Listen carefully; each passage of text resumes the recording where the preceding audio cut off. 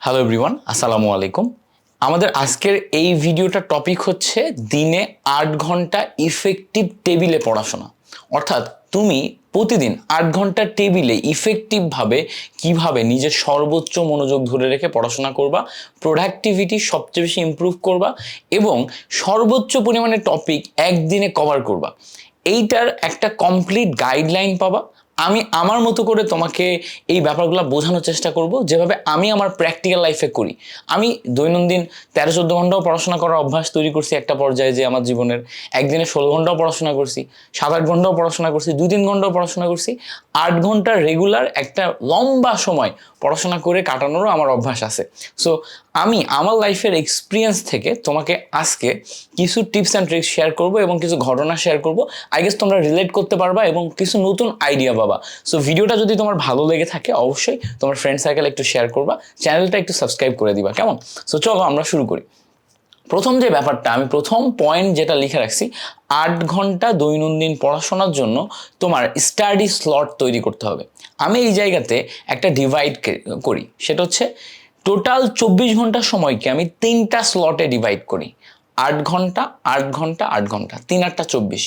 So এই যে প্রথম 8 ঘন্টা রাখি হচ্ছে আমি ঘুমের জন্য, দ্বিতীয় 8 ঘন্টা রাখি হচ্ছে আমি দৈনন্দিন ক্লাস এবং অন্যান্য কাজের জন্য। ধরো আমি দৈনন্দিন ক্লাস যদি 4 ঘন্টা করি, সেই 4 ঘন্টা এই 8 ঘন্টার ভিতরে যাবে, এবং অন্যান্য কাজ যেমন খাওয়া, গোসল কিংবা অন্যান্য দৈনন্দিন যে সমস্ত কাজগুলো থাকে সেটা এই 8 ঘন্টার ভিতরে আমার ব্যালেন্স হবে।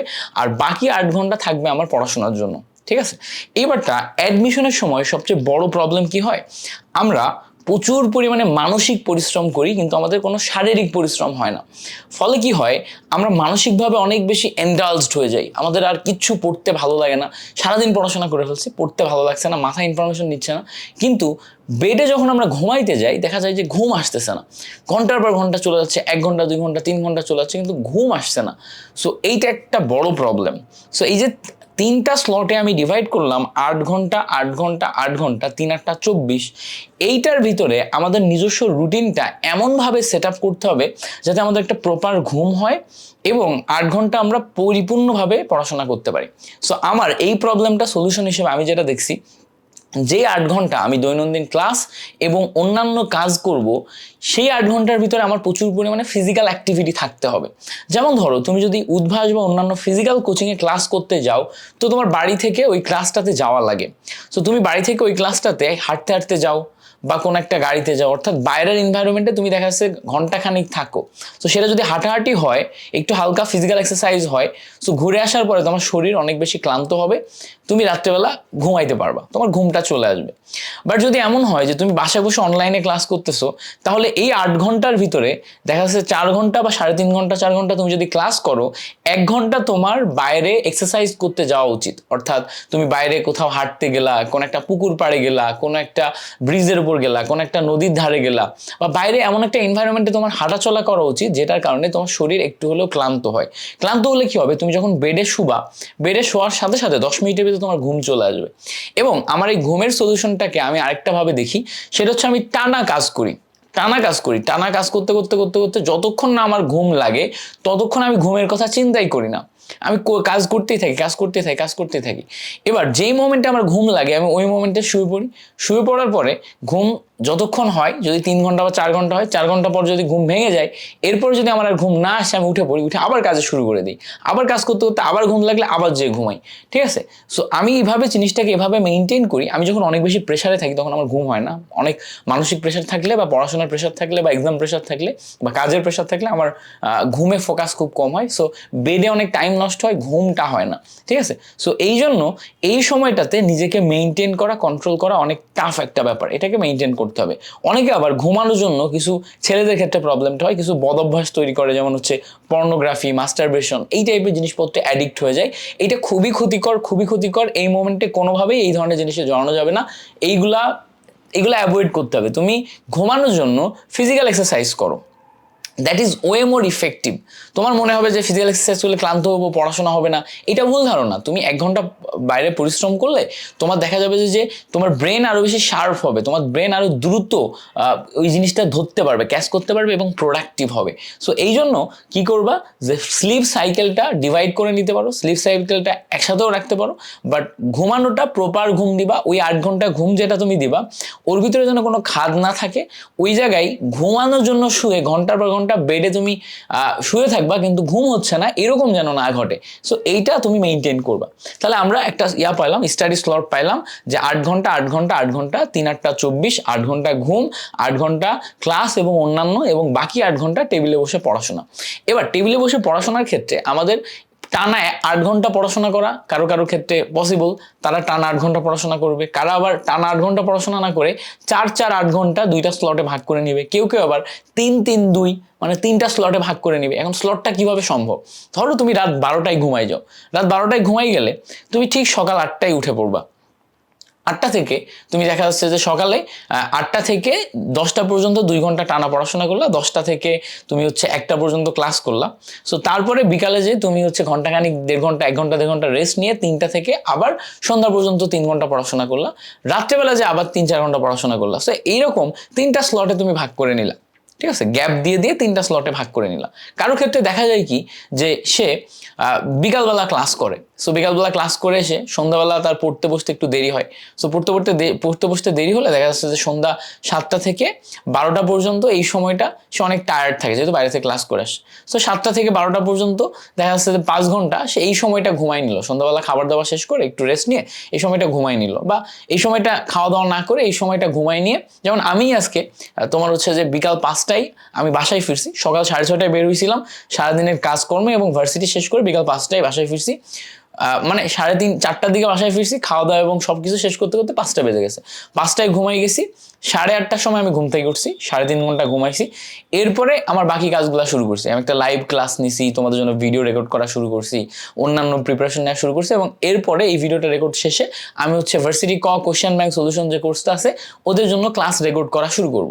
সো আমি এই যে কাজের স্লটটা ভাগ করলাম, এই স্লটটা কি হলো, আমার যে ক্লান্তিটা আছে দূর করার জন্য আমি ইনস্ট্যান্ট ঘুম দিয়ে দিলাম। ঘুমের পরে যে এখন আমি হচ্ছে আমার কাজগুলো শুরু করলাম। সো ব্যাপারটা এরকম, তুমি বিকালে যদি হচ্ছে তোমার হচ্ছে কোচিংয়ে ক্লাস থাকে, কোচিংয়ে ক্লাস সেরে এসে ক্লান্তি লাগতেছে, একটা ইনস্ট্যান্ট ঘুম দিয়ে নাও, ঘুমটা অনেক ফ্রেশ হবে। ফ্রেশ ঘুম থেকে উঠে এবার 12টা থেকে একদম টানা ভোর পর্যন্ত পড়াশোনা করো। সো ভোর পর্যন্ত পড়াশোনা করার পর দেখা যাচ্ছে যে এদিকে 3 ঘন্টা ঘুমিয়েছিলা, ভোরে যে আবার তুমি 3 ঘন্টা ঘুমাই নিলা।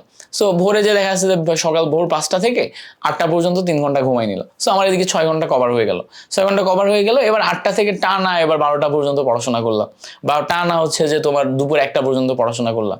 এরপরে যে দুপুরবেলা খাওয়া দাওয়া করে আবার 1.5 ঘন্টা 2 ঘন্টা একটা স্লিপ দিয়ে নিয়ে, একটা ঘুম দিয়ে নিয়ে, তারপরে যে আবার তুমি হচ্ছে যে কোচিংয়ে চলে গেলা।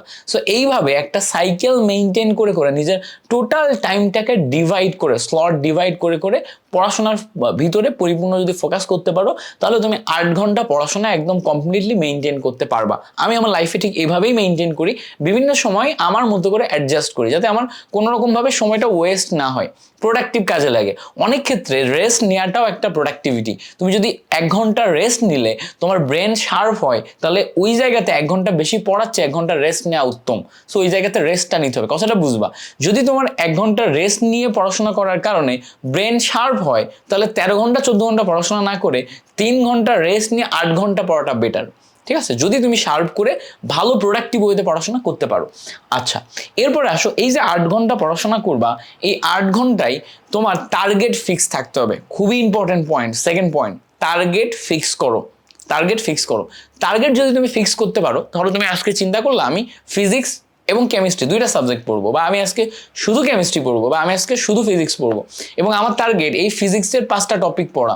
সো ওই 5টা টপিকের নাম, টার্গেট এবং কোন স্লটে কি কি পড়বা সেটা যদি তুমি একটু ফিক্স করে প্ল্যান করে নিতে পারো, তাহলে প্ল্যান ধরে ধরে অ্যাকর্ডিং টু আগাইতে তোমার ইজি হবে। তুমি গোল থাকবা, ওই গোলে থাকবা বা ওই লাইনে থাকবা, তুমি মোবাইল ইউজ থেকে শুরু করে অন্যান্য জায়গাতে ভড়কে যাবা না, ঠিক আছে। তোমার কোন সময় থেকে কোন সময় কি করতে হবে একটা নির্দিষ্ট ওয়ে থাকবে, নট নেসেসারি ওটা তোমার 100% মেনটেন হতে হবে। অ্যাটলিস্ট যদি তুমি 80%ও মেনটেন করতে পারো, তোমার দৈনন্দিন যে প্রোগ্রেসটা হবে সেটা একজন যে প্ল্যান করে আগাচ্ছে না, ডেফিনেটলি তার থেকে বেটার। আমার কথাটা বুঝবা, তুমি যদি প্ল্যান করে টার্গেট ফিক্সড করে গোল নিয়ে আগাও, তাহলে তুমি যদি 80% এফিশিয়েন্ট হও, তাহলে সেইটা তোমাকে যতদূর আগিয়ে নিয়ে যাবে যে প্ল্যান করে করতেছে না তার থেকে বেটার। সো তুমি প্রিপারেশনে একটু হলেও আগিয়ে যাচ্ছ, সো এই জায়গাটা তোমাকে মেনটেন করতে হবে। এরপর আসো শার্প ফোকাস মেনটেন করা। এই পড়ার টেবিলে বসে তুমি কমপ্লিটলি পড়াশোনায় যদি ফোকাস না করতে পারো, তাহলে ওই 8 ঘন্টা তোমার একদম পর্যাপ্ত পরিমাণে এফিশিয়েন্ট এবং প্রোডাক্টিভ হবে না। সো এফিশিয়েন্ট এবং প্রোডাক্টিভ হওয়ার জন্য ওই 8 ঘন্টাতে তোমাকে শার্প ফোকাস করতে হবে। শার্প ফোকাসের জন্য আমি কয়েকটা টিপস অ্যান্ড ট্রিক্স মেনটেন করি। যেমন যখন আমি পড়তে বসি, আমি এই এনভায়রনমেন্টটা একটু ক্লিন করা ট্রাই করি। এই এনভায়রনমেন্টটা কি করি, একটু ক্লিন করার ট্রাই করি। ক্লিন এনভায়রনমেন্টে আমি একটু পড়াশোনা করলাম। ওকে, এরপরে এই যে রিডিং টেবিলটা আছে, রিডিং টেবিলটার উপরে আমার বই টইগুলো একটু কম থাকে। দেখা যায় কি, বাকি যা কিছু পড়বো না আমি সেগুলোকে সরাই রাখবো। কারণ কি, আমি যদি অন্যান্য বই, ধর আমি এখানে ফিজিক্স, কেমিস্ট্রি, ম্যাথ সব বই রাখছি, তাহলে আমি কেমিস্ট্রি পড়তে পড়তে আমার মনে হবে ফিজিক্সের ওই টপিকটা তো আমি পারি না, ওটা আমার এখন পড়া উচিত, বা এটা একটু কঠিন লাগলে আমি এটা সুইচ করতে ইচ্ছা করবে বারবার। সো এই জন্য তোমাকে অপশন রাখতে হবে একটা, যে আমি আমার গোলে আগাবো, একটা রাফ খাতা থাকবে, একটা নোট খাতা থাকবে, আর একটা সোর্স থাকবে যেটা থেকে পড়তেছি। যদি ল্যাপটপ সোর্স হয় তাহলে ল্যাপটপ, যদি তোমার কোনো একটা কোশ্চেন ব্যাংক সোর্স হয় তাহলে কোশ্চেন ব্যাংক, যদি তোমার অন্য কিছু সোর্স হয় তাহলে অন্য কিছু। কোশ্চেন ব্যাংকের কথা বলতে মনে পড়ে গেল, varsity question bank solution course আছে আমার একটা, যেটা ক্লাস আমি নিয়মিত নিচ্ছি এই ল্যাপটপের মাধ্যমে, এই বোর্ডে। সো তোমরা যদি ভার্সিটি কোশ্চেন ব্যাংক সলিউশন করতে যে আটকে যাও, তাহলে আমার ক্লাসগুলোর হেল্প নিতে পারো। এই ক্লাসগুলোর হেল্প নিলে তুমি দ্রুত সময়ে প্রত্যেকটা কোশ্চেনের টিপস অ্যান্ড ট্রিক্স, হাতে ক্যালকুলেশন থেকে শুরু করে সব কিছু জানতে পারবা। যেমন আমি কেমিস্ট্রিতে হাতে ক্যালকুলেশনের একটা সিরিজ দিচ্ছি, সেখানে আমি সমস্ত ক্যালকুলেশন দেখাই দিচ্ছি, কিন্তু ফিজিক্স এবং ম্যাথের ক্ষেত্রে তোমাদের দেখাইতে পারতেছি না। ওইটা কিন্তু তুমি দেখতে পারবা হচ্ছে আমার ভার্সিটি কোশ্চেন ব্যাংক সলিউশন ক্লাসগুলো দেখে। ওই প্রত্যেকটা কোশ্চেনের ভিতরে ওইটার আলাদা আলাদা টিপস অ্যান্ড ট্রিক্স আমি আলাদা আলাদা করে বলে দিই। ক্লাসগুলো মোটামুটি কম ডিউরেশনে কম্প্যাক্ট করার ট্রাই করি, আবার এতটা কম্প্যাক্ট করতেছি না যে ক্লাসের বেসিকটা আমি তোমাকে বোঝাচ্ছি না, বেসিকটা বুঝাই সুন্দর মতো ধীরে সুস্থে আগানোর চেষ্টা করতেছি। সো যারা জয়েন করতে চাও তারা জয়েন করে ফেলবা। যদি তোমরা এই ভিডিও দেখে জয়েন করো, কোর্স ফি এখন 1555 টাকা চলতেছে। সো তুমি হচ্ছে সেন্ড মানি করার সময় ইউটিউব ভিডিও রেফারেন্সে দিবা, ইউটিউব ভিডিও মিল্টন ভাইয়া, বা ইউটিউব ভিডিও 1299 একটা কোড দিবা রেফারেন্সে, দিয়ে তুমি মাত্র 1299 টাকায় ভর্তি হতে পারবা, ঠিক আছে। বাট এমনিতে তুমি যদি এই ভিডিও না দেখে ভর্তি হও, তাহলে তোমাকে 1555 টাকায় ভর্তি হওয়া লাগবে। যাই হোক, বাদ দাও, আমরা এত প্রমোশনাল কথাবার্তা বলবো না, আমরা আসি পরের বইয়াতে। সো রিডিং টেবিলের কথা যেটা বলতেছিলাম, রিডিং টেবিলে তুমি ক্লিন এনভায়রনমেন্ট রাখবা এবং যেটা পড়বা সেই সোর্সটাই শুধু রাখবা। এরপর আসো প্রচুর পরিমাণে লিখে লিখে প্র্যাকটিস করা, কিওয়ার্ড লিখে লিখে প্র্যাকটিস করা। ধরো একটা টপিক পড়তেছো, যেই টপিকটা পড়তেছো ওই টপিকটা রিলেটেড কিওয়ার্ড বা ওর কি পয়েন্টগুলো তুমি যদি বারবার রাফ করে করে লিখে লিখে পড়ো, তাহলে ওই জিনিসটার সাথে তোমার অ্যাডজাস্টমেন্ট বেশি হবে। তোমার মনে হবে আমি এত লিখতেছি, আমার এত তো সময় নষ্ট হচ্ছে। ভাইয়া, সময় নষ্ট বলে কিচ্ছু নাই। তুমি 10টা টপিক পড়ে কিছুই না পারাচ্ছে 5টা টপিক ভালো করে পড়ে পারফর্ম করতে পারাটা বেশি গুরুত্বপূর্ণ। সো একটা টপিক তুমি 10 বার হচ্ছে পড়ো, তুমি 15 বার পড়ো, 20 বার পড়ো। ব্রুসলির একটা কথা আছে যে আমি 10টা পাঞ্চ না শিখে বা 10টা স্টাইলে পাঞ্চ করা না শিখে আমি একটা স্টাইলে 1000 বার পাঞ্চ করা শিখবো। কথাটা এরকম যে আমি 1000টা পাঞ্চ না শিখে আমি একটা স্টাইলে 1000 পাঞ্চ করবো, তাহলে আমার ওই একটা স্টাইল এত বেশি শক্তিশালী হবে যে আমি ওইটা দিয়ে যাকে পাঞ্চ করবো তাকেই আমি একদম ধরাশায়ী করে ফেলতে পারবো, আমি আমার শত্রুকে মেরে ফেলতে পারবো। সো ব্যাপারটা হচ্ছে এরকম যে তুমি গাদা গাদা কোশ্চেন করলা কিন্তু খুব কম প্র্যাকটিস করলা, হবে না। তুমি ট্রাই করো যে যতটুকু পড়তেছো ওর ভিতরে একটা কোশ্চেন যতক্ষণ না তোমার ভিতর থেকে একটা ফিলিংস আসে এই কোশ্চেনটা পরীক্ষার হলে আসলে আমি পারবো, এটা একটা ভিতর থেকে গাট ফিলিংস আসে একটা কোশ্চেন দেখলে। সো ভিতর থেকে যতক্ষণ না গাট ফিলিংস আসে যে এই কোশ্চেনটা পরীক্ষা হলে আমি পারবো, ততক্ষণ ওটা লিখে লিখে বলে বলে বারবার রাফ করে করে পড়ো। তোমার মনে হবে সময় চলে যাচ্ছে, যাক সময়, সমস্যা নেই, রিল্যাক্স। কাম থাকতে পারাটা একটা অনেক বড় কোয়ালিটি। এই সময় কাম থাকতে পারলে তুমি জিতে যাবা ভাই, বিশ্বাস করো তুমি জিতে যাবা যদি তুমি কাম থাকতে পারো। এরপরে আসো যে এই সময় মোবাইল অ্যাডিকশন থেকে দূরে থাকাটা খুবই গুরুত্বপূর্ণ। তুমি দেখবা ফেসবুকে বিভিন্ন টাইপের কন্ট্রোভার্সি চলে, এক একটা গ্রুপে এক একটা নিয়ে হাইপ হয়, হ্যাঁ, এক একটা বিষয়গুলো নিয়ে এক এক ধরনের ট্রেন্ডিং চলে। তো তুমি যদি ওই ট্রেন্ডিংগুলোতে মাথা দাও তাহলে দেখবা যে তোমার এফিসিয়েন্সি ডাউন হয়ে যাবে। সো আমার এক বন্ধু ছিল, ও কলেজে সবসময় টপ করতো। তো আমি ফেসবুকে গেলেই ওরে দেখতাম যে ও অ্যাক্টিভ মেসেঞ্জারে অ্যাক্টিভ, ইয়াতে অ্যাক্টিভ। তা আমি মনে করতাম এ যদি সবসময় অ্যাক্টিভ থেকে পড়াশোনা করে টপ হইতে পারে, তাহলে আমি কেন পারবো না। তা আমিও অ্যাক্টিভ থাকতাম, আমিও গুতাইতাম। এবার হঠাৎ করে আমি একদিন মনে হইলো যে এই কি আসলে অ্যাক্টিভ নাকি অ্যাক্টিভ থাকার ভান করে, একটু চেক করে দেখি তো। সো আমি যখন ওরে মেসেজ করে দেখি ও সিন করে না, আবার মেসেজ করছি দেখি তাও সিন করে না, আবার মেসেজ করছি দেখি তাও সিন করে না। তার মানে আমি ওই দিন বুঝলাম যে আসলে ফোনটাকে ওই ফেসবুকে ঢোকার পর মেসেঞ্জারে ঢুকে অ্যাক্টিভ করে রেখে ও পড়তে বসে যায়।